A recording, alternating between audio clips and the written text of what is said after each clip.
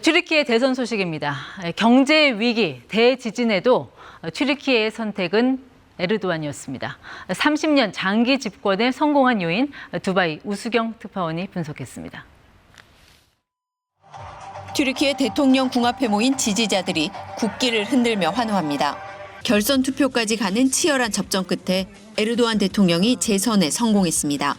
튀르키예 선거관리위원회는 개표 결과 에르도안 대통령이 52%가 넘는 지지를 얻었다며 당선을 공식 발표했습니다.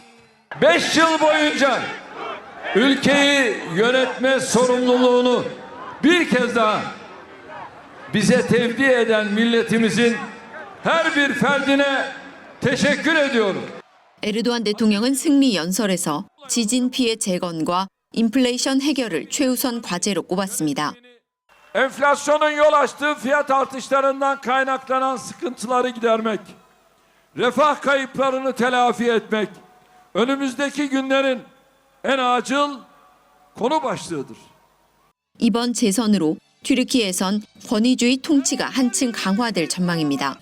나토 회원국임에도 에르도안 대통령이 러시아 제재 등에 동참하지 않고 친러 행보를 보여온 만큼 우크라이나 전쟁에 어떤 영향을 미칠지도 관심입니다. 푸틴 러시아 대통령은 에르도안 대통령에게 각별한 친밀감을 드러내며 독립 외교의 승리라고 환영했습니다.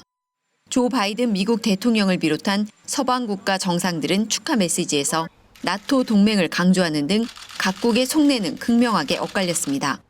에르도안 대통령의 당선은 미국 등 서방 국가에는 불편함을, 러시아에는 안도감을 준 것으로 보입니다. 흑해 곡물 협정 등 튀르키예가 전쟁 중재에 적극적으로 나설 수 있는 발판이 마련됐다는 평가도 나옵니다. 두바이에서 KBS 뉴스 우수경입니다. 자신의 연임을 결정하는 결선 투표에 한 표를 행사하고 나온 에르도안 튀르키예 대통령. 지지자들에게 다가가 오른손으로 악수를 하면서 왼손을 바지 주머니에 집어넣습니다. 그 왼손에 딸려 나온 건 200리라짜리 튀르키예 지폐. 한화로 약 13,000원에 해당하는 돈을 지지자에게 나눠주기 시작합니다. 어려운 사람에게 적선을 하는 이슬람 문화를 감안하더라도 유권자 매수라는 논란이 일법한 상황. 하지만 투표는 그대로 진행됐고 에르도안은 다시 대통령이 됐습니다. Yaklaşık 850 bin esnafımızı gelir vergisinden muaf tutuyor, beyan yükümlülüklerini de kaldırıyoruz. 에르도안 대통령은 선거를 앞두고 지진 피해 지역을 방문했을 때도 장난감을 나눠줘 선심성 선물 공세라는 비판을 받은 바 있습니다. 하지만 튀르키예 선거관리 당국과 현지 언론은 크게 문제 삼지 않는 분위기입니다. 튀르키예 대선 과정을 모니터링한 유럽안보협력기구는 이번 선거가 유권자들에게 실질적 선택권을 제공했다고 평가하면서도 튀르키예 언론의 편향성은 지적했습니다. Biased media coverage and the lack of a level playing field gave an unjustified advantage to the incumbent. 52% 대 48%의 득표율 차이로 승리해 30년 장기 집권의 길을 da진 에르도안. 튀르키예 민심은 여전히 나뉘어 있습니다. Ülkemiz için hayırlı olan kişinin geldiğini düşünenlerden. Tabii ki fazlasıyla. Davasından dolayı memnunum. Geri kalan her şey hikaye. Önce vatan. Çok bir umudum yok. Yani Türkiye'den çok bir umudum yok. Yani ilk fırsatta yurt dışında bir şeyler bulursam yurt dışına gitmek istiyorum yani. Ben mühendis olacağım ve yurt dışındaki fırsatlar daha iyi. 독일에서는 에르도안에 맞서온 쿠르드계 이민자들이 튀르키예계와 충돌하는 등 에르도안 재선의 여파는 유럽 다른 나라로도 번지고 있습니다. KBS 뉴스 박석호입니다. 튀르키예 대선 결과가 국제 정세에 어떤 변화를 가져올지 오종진 한국외국어대학교 교수와 함께 집중 분석해 보겠습니다. 교수님 나와주셔서 감사합니다. 네, 안녕하십니까. 이번 대선 결과를 보니까 에르도안 대통령이 지진 피해 지역에서 강력한 지지를 받았더라고요. 이번 대선 결과 전체적으로 총평 어떻게 보십니까? 네, 지난 5월 14일과 5월 28일에 튀르키예 조기 총선과 대선이 치러졌습니다. 원래 에르도안 대통령이 임기가 올 8월까지이며 6월 18일에 대선이 있을 예정이었습니다. 그러나 에르도안 대통령이 장기 집권 연장과 그다음에 야권 연대 정권 심판의 이해관계가 맞물리면서 조기 대선과 총선이 진행되었습니다.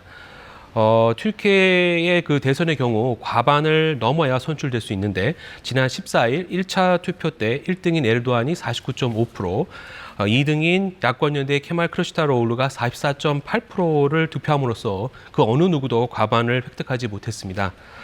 이에 28일 일요일에 결선 투표가 치러졌고 에르도안 대통령이 52%의 득표율을 보이며 EU와의 근소한 차이인 약 220만 표 차이로 13대 대통령으로 재선출되었습니다. 220만 표요? 네. 네.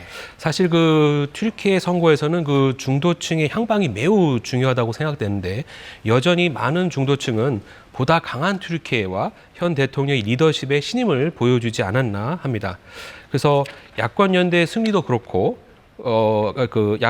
여권의 총선에서의 승리도 그렇고 그다음에 대선에서 비록 2차 투표까지 이어지긴 했지만 에르도안 대통령의 기대 이상의 득표율은 지난 미국 트럼프 정부의 선거처럼 겉으로는 드러나지 않지만 그 중도층에서의 소위 말한 샤이 에르도안의 그 표가 비교적 많았음을 보여주는 것이 아닌가 합니다.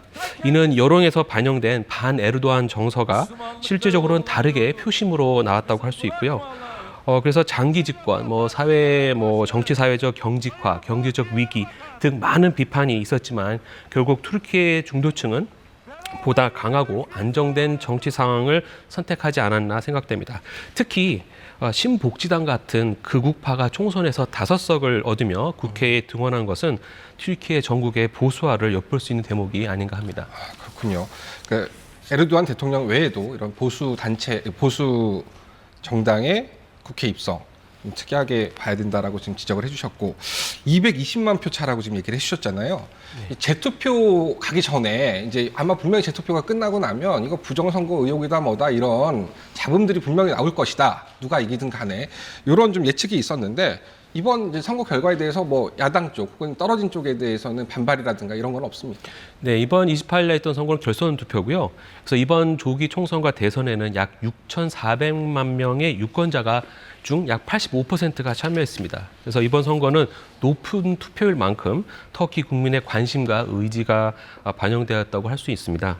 그래서 이제 에르도안 대통령은 정치적 연인과 승리를 준 튀르키예 국민에게 감사를 표한 반면에 우리 야권연대 대표인 케말 크루시다로울루는 이번 조기 대선이 역사상 가장 불공정한 선거였음을 천명하고 모든 압력에도 불구하고 권위주의 정부를 바꾸라는 2,500만 명의 지지, 즉 마음을 모아서 모든 그 튀르키예의 민주주의를 위해 계속 투쟁하겠다고 언급한 바 있습니다. 이는 아마 당분간 여야 대치 정국이 계속될 것으로 보입니다. 그렇군요. 지금 에르도안 대통령에 대해서 좀 갑자기 좀 질문 하나 좀 드려볼게요. 이른바 21세기 술탄의 재탄생이다 이런 평가가 나오고 있고요. 이 절대 권력자의 등장이다 이런 평가도 나오고 있거든요. 왜 이런 얘기가 나오는 건가요? 사실 이런 것들은 이제 서방적 시각에서 좀 부각된 것이 아닌가 합니다. 왜냐하면 에르도안 대통령은 21세기를 튀르키예 세기라, 즉 튀르키 오스만 제국의 영광을 재현하는 세기라고 했기 때문에 그 오스만 제국의 상징인 술탄을 빗대서 21세기의 술탄이라고 표현되지 않았나 생각됩니다. 그렇군요. 이번 선거를 보고 아까 제가 앞서서도 이제 말씀을 드렸지만 이제 국제 정세에 큰 영향을 미칠 거다라는 분석이 있고요. 그러면서 이제 어저께 나왔던 기사들을 보니까 미국은 울고 러시아는 웃었다 이런 좀 제목들이 많더라고요. 요거는 어떻게 이런 얘기가 나오는 겁니까? 네, 튀르키예의 대서방 및 대비 관계는 지금과 큰 차이 없이 약간의 긴장 관계 속에서 러시아와 중국 사이의 그 줄타기 외교가 지속될 것으로 보입니다. 튀르키예는 나토의 회원국이면서 유럽연합의 준회원국인데요.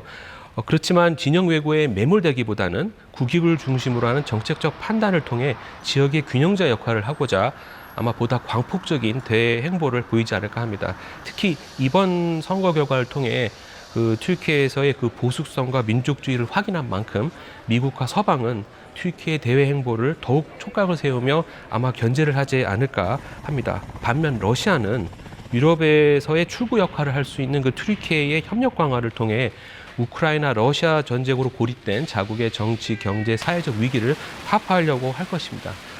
튀르키예 역시 에너지 수급 문제, 또 러시아의 독점적 경제 활동을 통해 자국의 경제 에너지 문제를 해결하고자 균형자 역할을 자처할 것으로 보입니다. 특히 이제 그 러시아와의 협력을 통해 현재 진행되고 있는 튀르키예 최초 원전 건설 사업이 조만간 마무리되지 않을까 하는데요. 이게 되면 현 정부와 러시아와의 협력은 더욱더 돈독해질 것으로 보입니다. 그렇군요. 예, 지금 교수님 말씀 듣다 보니까 이제 시간이 너무 금방 가버렸는데 마지막으로 한 개만 더 여쭤볼게요. 형제의 나라라고 하잖아요. 저희 나라를 보고, 네. 그러니까 우리나라를 보고 우리나라와의 관계 앞으로 좀 어떻게 전망하시는지 좀 짧게 말씀 부탁드리겠습니다. 네. 사실 한국은 튀르키예 여권이든 야권이든 모두에게 우호적이기 때문에 이번 선거에 따른 큰 변화는 없다고 판단됩니다. 튀르키예와 정치적 문제나 이슈가 없기 때문에 한국으로서는 정권 교체 영향에 따라서 비교적 자유롭다고 볼 수 있고요. 그렇기 때문에 한국은 원전이나 배터리 산업과 같은 경제적인 투자와 협력 정도만 새로운 현 정부 출범과 함께 고민하면 될 것으로 보입니다. 새로운 정부가 내년 지방선거까지 향후 정책 구상을 할 올 하반기에 필요한 협력과 사업, 방문을 추진하면 좋을 것으로 생각되는데요. 제 끝으로 하나만 좀 말씀드리면 작년에 2021년에 터키가 현 에르도안 대통령의 그 주도로 OTS라는 BTS 아니고 OTS인데요. 튀르크 사형 국가 기구를 출범시켰는데 즉 아시아 국가, 중앙아시아 국가들의 협력을 확대하고 좀 도모하는 기구인데요. 헝가리도 옵저버로 현재 참여하고 있기 때문에 우리가 형제의 나라 혈맹이기 때문에 이곳에 대한 참여와 또 참관국으로서의 한번 고려도 해볼 만하다고 봅니다. 알겠습니다. 그 절대 권력자로 칭해지는 에르도안 대통령의 앞으로의 행보 한번 지켜보겠습니다. 교수님 감사합니다. 네, 감사합니다.